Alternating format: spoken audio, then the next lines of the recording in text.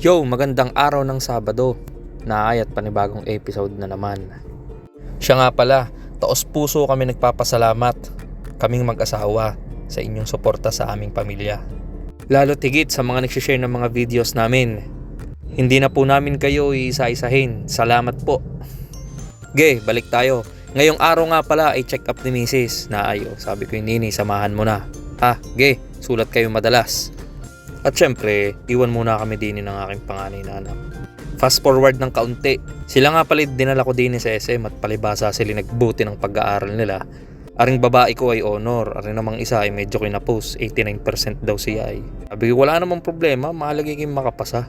Bonus na lamang kung ikay maging honor pa. At habang kami naglalakad, aring mga rin nakakapit pa sa amin. Paglalakihan niyang mga iyan ay hindi nakakapit ng ganyan. Kami nga palang pamilya ay kapag kami na-achieve kahit maliit o malaki ay aming sineselebrate. Kaya naman nung naging maganda ang resulta ng kanilang grades, edi sila nag-request sa akin mag-ESM daw at sila maglalaro din sa World of Fun. Pero bago yan, tayo kakain muna.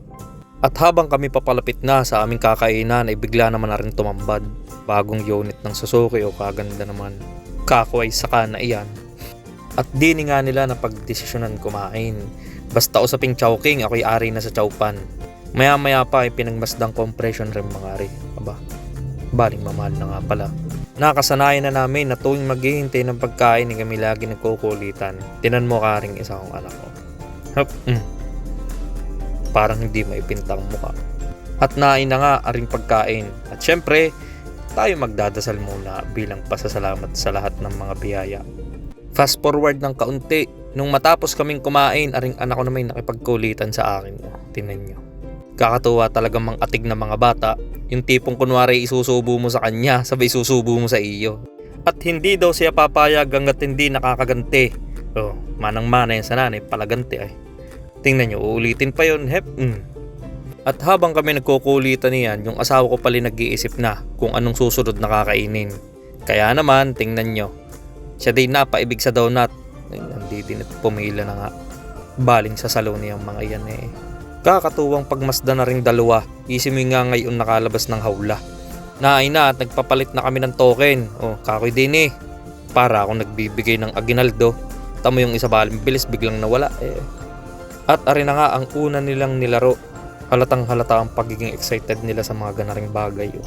Totohanan lang nung ako'y bata pa ay bihira yung ganaring laro sa amin.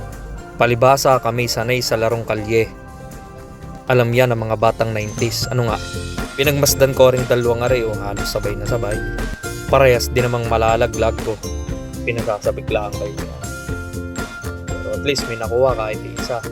Hala na, ge, kampay. Pagpapahalaga o appreciation. Sa mga gaya nating magulang, sobra nating na-appreciate o binibigyang halaga ang mga maliliit o malaking bagay na napagtatagumpayan nila.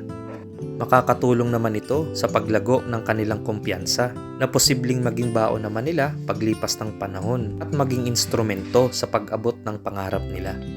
Patuloy lang tayong maging supportive parents, yung tipong present sa lahat ng goals na nais nilang ma-achieve.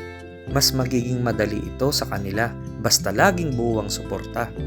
Sadyang nakakataba ng puso na sa mga ganitong achievement nila, ramdam natin na sila na din mismo ang nagbibigay halaga sa mga sakripisyo natin para sa kanila. Ge, kampay.